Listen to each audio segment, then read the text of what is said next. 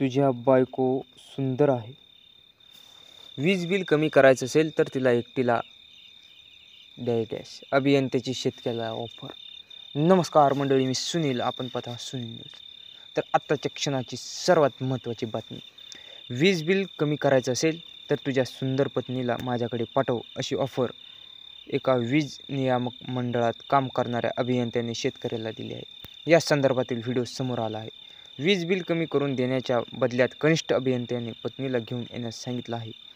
हा व्हिडिओ आहे उत्तर प्रदेशच्या बाराबंकीमधील ही घटना आहे. शेतकऱ्याने वीज बिल कमी करण्यासाठी अभियंत्याने काय सांगितलं, पत्नीबद्दल काय उद्गार काढले ते या व्हिडिओत सांगितले आहेत. बाराबंकी येथील शेतकऱ्याने मुख्यमंत्री पोर्टलद्वारे मध्यांचल विद्युत विभागाच्या MDकडे तक्रार केली होती. 13 मार्च 2024 रोजी तपासणी दरम्यान जयी प्रदीप कुमार घरी पोहोचले होता. त्या दरम्यान त्याची नजर शेतकऱ्याच्या पत्नीवर पडली. त्यानंतर अभियंता प्रदीप म्हणाला की तुझी पत्नी खूप सुंदर आहे. तुझे वीज कमी करायचं असेल तर तुझ्या पत्नीला माझ्याकडे घेऊन ये. शेतकऱ्याने सांगितले की काही दिवसांनी अचानक वीज बिल जास्त आले. त्याला 94,484 रुपयाचे वीज बिल पाठवल्याचा आरोप शेतकऱ्यांनी केला आहे. वीज जोडणीवर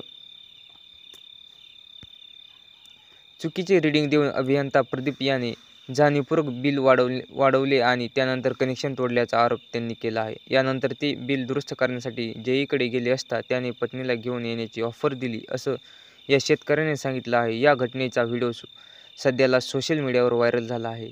या व्हिडिओत सदर शेतकरी अभियंत्याने त्याच्या पत्नीवर काय उद्गार काढले ते सविस्तर सांगताना दिसत आहे.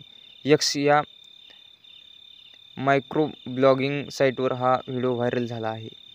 या प्रकरणात पुढील तपास सुरू आहे. 31 जानेवारी 2025 रोजी तो शेतकरी बिल दुरुस्त करण्यासाठी पुन्हा अभियंता कार्यालयात गेला, पण यावेळी पुन्हा जयीने आपल्या पूर्वीच्या मुद्द्याचा पुनरुच्चार केला आणि म्हटले, वीज बिलासाठी चकरा मारून